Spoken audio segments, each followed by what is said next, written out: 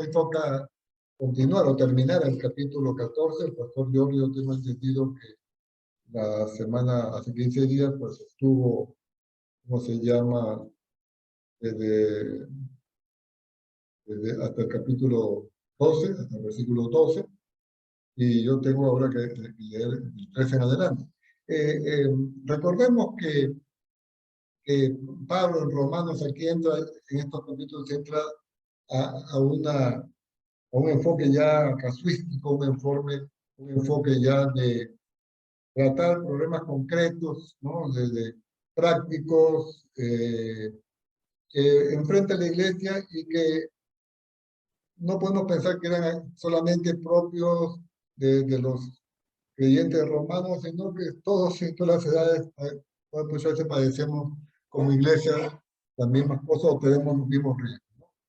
Eh, para recordar rápidamente lo que el pastor Giorgio debe haber mencionado hace 15 días, el tema acá es el tema de la comida, ¿no? Es un tema concreto que habla en los primeros versículos y que también va a continuar en los restantes del tema de la comida, que para nosotros entender un poco el contexto, ya sabemos que a diferencia nuestra, pues estamos a 2000 años de distancia y ellos en su momento estaban viviendo en un contexto, están en Roma, el pueblo de Jerusalén están en Roma, y hay un contexto de costumbres y de comidas paganas, etcétera, y que hay en Roma, pues obviamente hay templos, hay cultos paganos, hay sacrificios paganos, hay etcétera, una serie de cosas.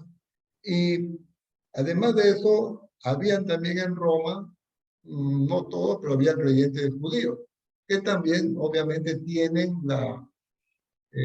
las prácticas de alimentación judía. Justamente el pastor Giorgio ayer, viendo ese tema de las prácticas, de todo lo que es inmundo, no inmundo, lo que se puede comer, no se puede comer, hay que entender que esas personas, sobre todo los que eran judíos o que se han convertido, pues tienen ese background, tienen ese pasado, y eso no es fácil a uno entender, digamos, en especial el que aquí denomina Pablo al inicio del capítulo 14, cuando dice recibid al débil en la fe. Se refiere pues, a alguien que está nuevo, creyente, pero él todavía no tiene claro el grado de su libertad cristiana y hasta qué punto le da esa libertad, ¿no? Y en los primeros versículos del 14, pues,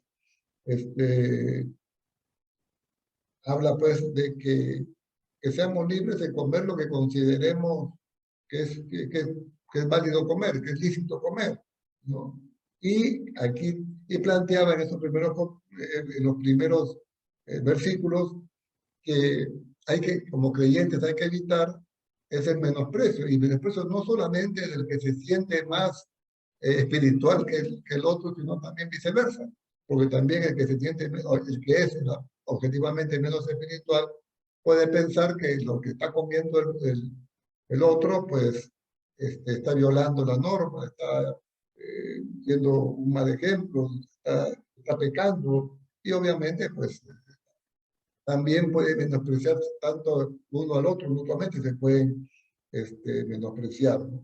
Y también se hablaba de otros temas en los primeros versículos, de la diferencia entre un día y otro, que hay unos que toman unas ciertas festividades, otros no, y que todo ese tipo de cosas, pues realmente no es relevante, no es relevante, pero siempre toma como principio el enfoque en Cristo, ¿no? Cuando en el versículo 8 en adelante, tengo un repaso rápido quizás, dice, porque ninguno de nosotros vive para sí y ninguno muere para sí, pues si vivimos para el Señor vivimos y si morimos para el Señor morimos.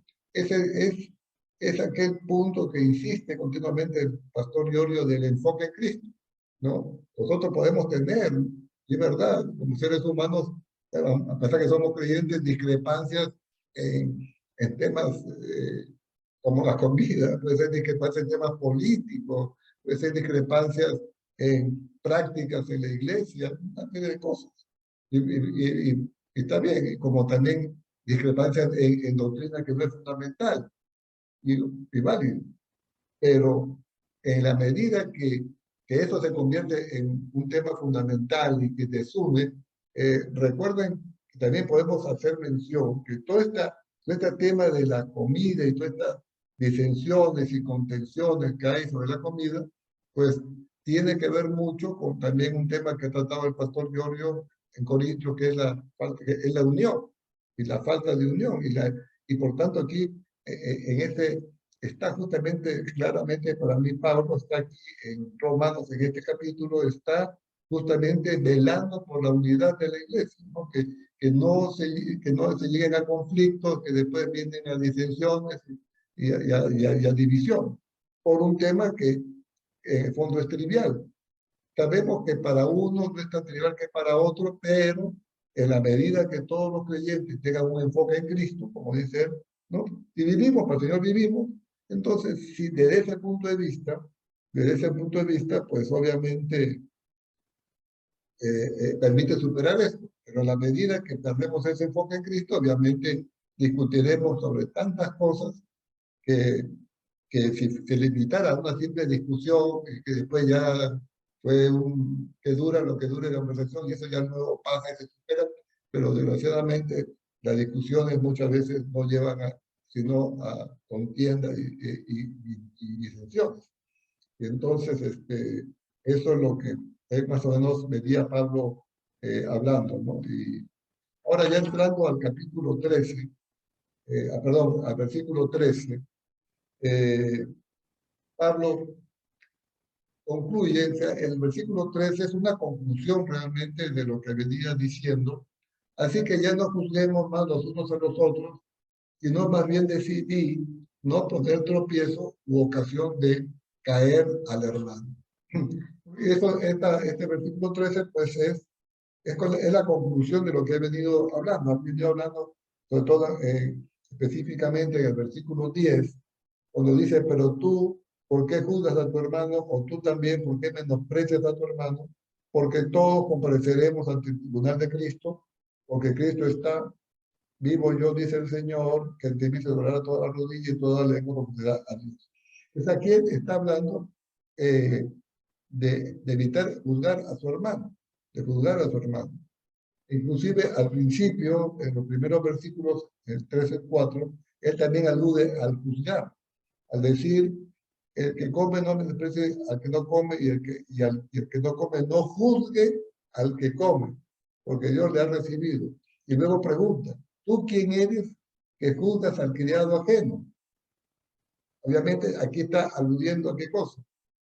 Si otra persona tiene un criado, en este momento sería un siervo, tiene un criado, tiene un esclavo, ¿no?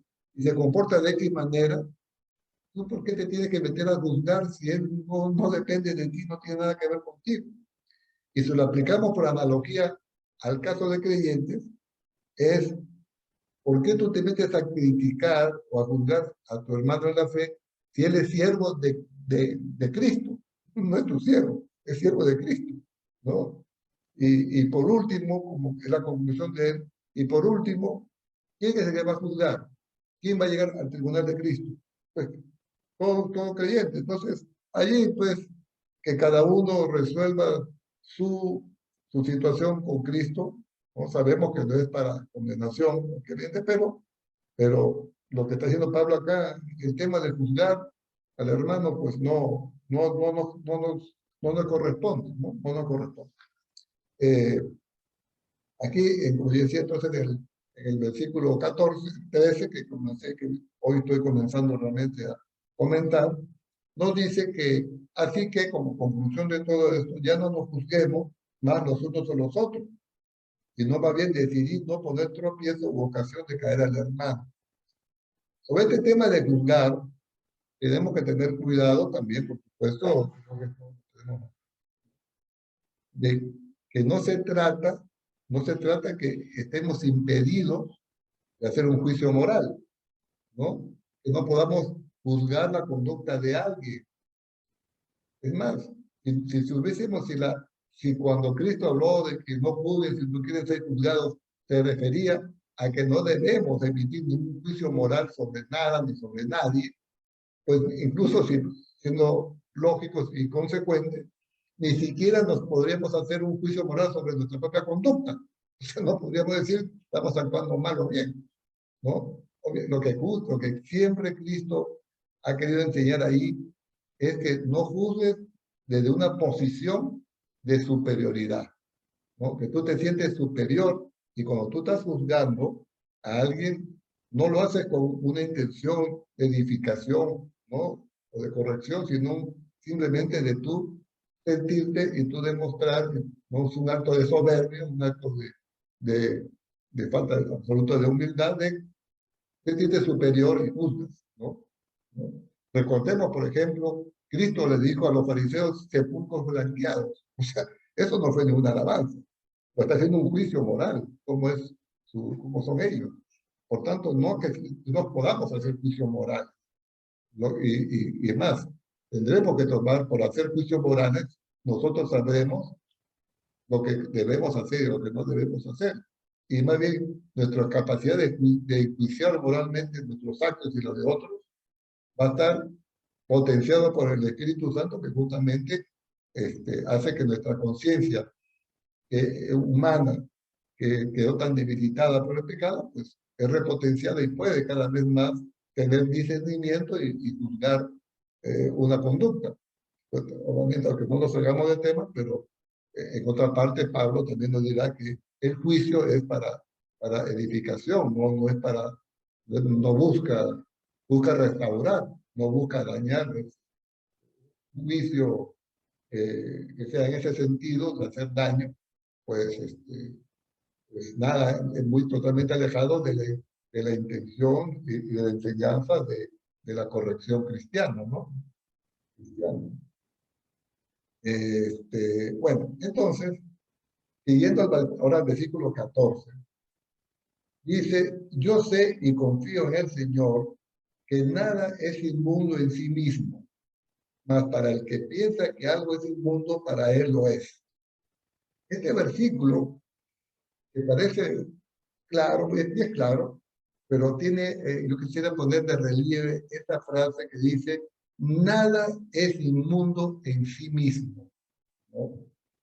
Eh, Aquí no se está refiriendo a Pablo, como creo, pues a lo que vimos justamente ayer con el pastor Giorgio, de definir qué cosa es inmundo y qué no, ¿no? Desde el punto de vista del Antiguo Testamento, ¿no? Que ya estamos bajo el Nuevo. Y lo que más bien creo que se refiere aquí es que nada es malo en sí mismo. O sea, no hay nada de lo creado por Dios que sea malo por naturaleza, por malo por naturaleza. Es más, en los 7 días, en los días que creó Dios el mundo, dijo, cada día terminaba diciendo y vio que ese era bueno, y vio que ese era bueno. Lo que ha hecho Dios es bueno. No hay nada, Dios, eh, una discusión que la tuvo que enfrentar San Agustín, que fue, entre otros, que desarrolló mucho el tema, es demostrar que la maldad o el mal, en sí mismo, o sea, que Dios haya creado algo que es maldad en sí mismo, es imposible por una parte porque sería que lo absolutamente santo crea algo naturalmente, intrínsecamente, no por esencia mal. Es más, lo que San Agustín enseña, que al igual que la luz, que la oscuridad, no es algo que tiene naturaleza, no tiene entidad propia, sino que simplemente es ausencia de luz. Igual, la maldad es ausencia de verdad, es ausencia de santidad. Entonces aquí Pablo para mí está hablando que tengamos en cuenta que la discusión sobre qué comer y no comer no la podemos definir en base a que este bien en sí mismo es malo, en sí mismo tiene una maldad intrínseca y que el otro no, sino que es en función de cómo yo evalúo por alguna razón, por algún criterio, que eso lo deba comer o no comer. Y él dice, aunque él parte del principio, nada es inmundo, o sea, no hay nada que no podamos comer, y está hablando de la comida, no nada de lo que hay en el mundo no se puede dejar de comer, pero si uno subjetivamente piensa que eso, ¿no? Para él no es, algo es inmundo, ¿no? podría ser perfectamente un creyente judío que todavía sigue considerando que es válido, que no puede comer un animal marino que no tenga escamas, ¿no? Lo que vimos ayer, o que tiene que ser, no, este no rumia o no tiene pie hendido, pues estoy hendida, entonces no puedo comerlo. Y de repente lo piensa así, todavía piensa que esa ordenanza de instrucción está vigente. O puede pensar que entonces, inclusive, que ya que eso lo dijo Dios porque era mal en sí mismo, ¿no? Independientemente de lo eh, independientemente de que nada de lo creado es malo en sí mismo, Pablo dice, pero el que piensa que algo es inmundo, para él lo es. Para él lo es. Pues aquí estamos en un tema muy importante. Acerca también tenemos hasta una base, pienso yo, de cómo se nos va a juzgar más adelante. No en base a lo que objetivamente era incorrecto o correcto, sino lo que subjetivamente consideramos correcto e incorrecto de buena fe. No sé si estoy en lo correcto, ahora estoy repensando y ¿no? Yo me puedo aclarar, claro, cuando Cristo habla de eso, de esas personas y dice, ¿cómo se llama? Y maldito de mi padre, no lo conozco, y dice, pero todos hicimos esto, hicimos el otro. El tema es la conciencia subjetiva y la motivación por la cual se actuó, ¿no? Eh, entonces, sí, partiendo de ese principio, aunque nada es inmundo en sí mismo, pero lo es para quien subjetivamente lo es. Subjetivamente lo es. Ahora bien, puede pasar entonces también, yo creo que ahora en el versículo 15 dice, pero si por causa de la comida tu hermano es contristado, ya no andas conforme al amor. No hagas que por la comida tuya se pierda aquel porque Cristo murió. Entonces, si tú, a pesar de que tú sabes que eso no es malo, para ti tu conciencia es que no es inmundo, no puedes comer, etcétera, pero si tú sabes que por la causa de tu comida, o sea, que tú, sabiendo que tu hermano tiene una posición, tiene un escrúpulo sobre este tema, sobre comer ciertas cosas, pues si tú sabes que va a contristar eso a tu hermano, pero lo haces, pues ya no anda conforme al amor. Y por eso que te dice Pablo, no hagas que por la comida tuya se pierda aquel porque Cristo murió. No hagas que tú ser, otro que Pedro dice, que no seas piedra tú de tropiezo para tu hermano por el tema de la comida, ¿no? Pablo también en otra parte habla lo mismo, ¿no? Este, que no, que no sea ese tema, que no sea esa la razón. Incluso el hermano que quede contristado, incluso cuando habla que se pierda por aquel que Cristo murió, o sea, que peque, ¿no? Puede ser simplemente, por ejemplo, que tú, pues un hermano viene y él cree que no se puede comer cierta cosa, actualmente inclusive, y tú lo presionas y le dices que no, pero porque no, mira, eso no te dice la Biblia, y claro, quizás por llegar a ti, por no contradecirte, por no quedar mal contigo que lo invitaste, lo come, lo come. Y veremos la consecuencia de esto enseguida, ¿no? Y dice, no sea pues en el versículo 16, vituperados vuestro bien, porque el reino de Dios no es comida ni bebida, sino juicio, paz y gozo en el Espíritu Santo. Nuevamente aquí está haciendo Pablo, ¿no? O sea que descendió a hablar de comida y dar principios espirituales, cómo debemos comportarnos en cuanto a este tema con los hermanos, ¿no? Privadamente. ¿Sí? Yo estoy convencido que nada es inmundo en sí mismo, como en mi casa no afecta a nadie. Está bien. El tema es cuando en las relaciones interpersonales entre los creyentes, ¿no? En especial. Entonces, aquí nuevamente Pablo, en este versículo 16, él nos eleva un poco, ¿no? Nos dice el enfoque en Cristo, el enfoque en Dios, ¿no? El tema el reino de Dios no es comida y bebida. O sea, tenemos que tener siempre la motivación espiritual, el análisis espiritual de una situación para saber cómo comportarnos en ella y no convertir algo tan mundano como la comida en algo que cause vituperio, que cause conquistar a un hermano. Y sigue Pablo en el versículo 18 diciendo, porque el que en esto sirve a Cristo agrada a Dios y es aprobado por los hombres, ¿no? Es decir, el que es consciente, el creyente que es consciente que su vida es enfoque en Cristo, que su vida es santificarse, es decir, cada vez llegar más cerca de la estatura de Cristo, llegar a la imagen de Cristo, ir justificándose realmente, ¿no? Es decir, cada día alcanzando más justicia real, ¿no? Pues, si ese es el enfoque, eso agrada a Dios y debemos, y luego dice, así que sigamos lo que contribuye a la paz y a la mutua edificación. ¿Qué sirve a la mutua edificación y a la paz? Que no entremos en contiendas por la comida. Respeto, ¿no? Por ejemplo, actualmente incluso yo he visto hermanos que tienen su posición, tienen su escrúpulo, no lo hacen de comer sangre. Aquí en Perú la sangrecita es común, mucha gente lo come, pero hay hermanos que lo consideran pues, que no se debía, y eso sale del Antiguo Testamento, que la vida está en la sangre y toda el no uso de la sangre y todo el sentido de la sangre que lo dice en el Antiguo Testamento, pero actualmente pues, nosotros dicen, no, nada es inmundo, puedo comerlo, pero había personas que lo consideran que no es comer, que es preferible prescindirlo, ¿no?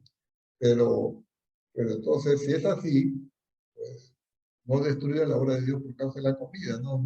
Evita, procura la paz y la mutua edificación y evita. O sea, nadie no nos vamos a morir por dejar de comer esa que necesita y vemos que podemos causar incomodo. Y acá nuevamente Pablo repite el mismo concepto que dijo antes. Cuando dijo, nada es inmundo en sí mismo, porque dice en el mismo versículo 20, la segunda parte, todas las cosas a la verdad son limpias. Esa es nuevamente ratifica lo que dijo antes. Todas las cosas a la verdad son limpias. Pero es malo que el hombre haga tropezar a otros con lo que come. ¿Ah? Ese es el enfoque en Cristo. Dice, nada a la verdad. De hecho, no hay nada que todas las cosas son limpias, ¿no? Nada es inmundo en sí mismo. Pero dice, pero si bien la comida, X comida o bebida es limpia, pero sin embargo no es limpio el hecho que si tú haces tropezar a otros con lo que comes. Por ejemplo, lo que yo mencionaba antes, presionando a alguien, a un creyente que piensa que no debe comer X comida, pues lo hago tropezar obligándolo a comer, presionándolo para comer. Y luego dice, bueno es no comer carne ni beber vino, ni nada en que tu hermano tropiece o se ofenda o se debilite. Entonces, está volviendo a razonar, volviendo haciendo el mismo análisis diciendo que todas las cosas a la verdad son limpias, pero, si ese comer, ese alimento que es limpio, o beber vino que es limpio, pero eso hace tropezar a tu hermano, entonces es bueno no comer, es bueno no comer, porque tu hermano puede tropezar, o se puede ofender, o se puede debilitar. Acá dice, ¿tienes tu fe? Aquí fe, no estamos hablando de fe salvadora, no estamos hablando de si tú tienes la convicción interna que eso, las cosas a la verdad son limpias. Si tú estás con esa convicción, pues tenla para contigo, delante de Dios. O sea, tú solo particularmente, tú actúas bajo esa convicción, ¿no? Ya lo dijo antes que, ¿cómo se llama? El que piensa que algo es inmundo, más no es. Si para ti, en base a esta enseñanza, tú dices, oye, aquí Pablo dice que todas las verdades son limpias, bueno, y tienes esa convicción, y llegas a esa convicción, pues él dice, está bien, tenla para contigo delante de Dios. Pero si estás en un contexto con hermanos y tú ves que otros no consideran que, que comer carne o beber vino sí es inconveniente por una razón, pues entonces no hagas algo que hace tropezar. Y Dios dice, bienaventurado el que no se condena a sí mismo en lo que aprueba, pero el que duda sobre lo que come es condenado, porque no lo hace con fe, o sea, no lo hace con convicción. Y todo lo que no proviene de la convicción es pecado. O sea, aquí nuevamente, para concluir el concepto que ha venido desarrollando, para que esté claro, es que está muy bien, dice, bienaventurado, el que no se condena a sí mismo en lo que aprueba. O sea, él considera, yo considero que comer tal cosa no tiene ningún problema, no tiene nada de malo. Todas esas ordenanzas del Antiguo Testamento que estábamos viendo sobre qué cosas comer, de animales, de aves, de peces, eso es el Antiguo Testamento. Entonces, si yo considero eso, pues para mí no hay problema, tengo esa convicción y no me condeno a mí mismo en lo que apruebo, lo que considero correcto. Pero el que duda sobre lo que come es condenado. Ahí viene el tema. Si yo obligo, presiono a un hermano para que coma algo que él cree, ¿no? Que duda sobre si debe comer, pues no tiene convicción. Lo que aquí llama fe, no tiene convicción. O sea, considera que no es así, no está convencido. Y si lo come, estando en esa condición no convencido, es condenado a pecado. Él no lo hace con fe, no lo hace con convicción. Y todo lo que no proviene de la convicción es pecado. O sea, si no, él no tiene la claridad, si uno actúa en base a haciendo algo, en este caso comiendo, que consideramos que tenemos una duda de conciencia, que eso no es correcto, pero lo hacemos, estamos pecando, porque si lo correcto es que si tenemos duda, no, en caso de duda, no peques, obviamente no peques. Si tú crees que algo puede ser pecado y dudas, lo correcto es no peques, no lo hagas, averiguarás y conforme irás madurando en la fe te darás cuenta que esa presunción que tuviste no era correcta o te das cuenta después que sí era correcta. Pero en el momento, lo que enseña aquí Pablo es que si tenemos dudas sobre algo, sobre cómo actuar en algo, cómo comer en este caso de algo, si es así, si tenemos dudas es, no lo hagas, porque vas condenado, porque no lo haces por fe, o sea, con fe, con convicción, convencimiento interno de que eso es correcto, ¿no? De que eso es correcto. Y por tanto, todo lo que no proviene de fe es pecado. Entonces, creo que más o menos hemos cubierto esta parte. Creo que, y quizá como principio general, pues es cuando actuemos moralmente, cuando actuemos como creyentes, uno, tener siempre en cuenta, y eso también creo que lo dice en otra parte, y lo repite también en Jesucristo, ¿no? Que nuestro comportamiento con los hermanos y con cualquier persona es el amor al prójimo. O sea, cuando le preguntan cuál es el principal mandamiento, amarás a Dios y al prójimo como a ti mismo. Entonces, lo que debe siempre ser el principio general, siempre de cómo actuar con el prójimo, y más con los hermanos de la fe, pues es el amor. Y por tanto, eso es lo que debe, ¿no? Y el otro principio, pues, es también que tienes que actuar con convicción, sobre todo en temas que para ti son temas morales. Son temas morales. Si tienes duda, evita, no lo hagas. No lo hagas. Es con ese riesgo de que justamente el que duda sobre lo que come, diríamos, sobre lo que haga, es condenado. No lo hace con convicción. Y eso es, debe pautar la vida nuestra como cristianos, ¿no?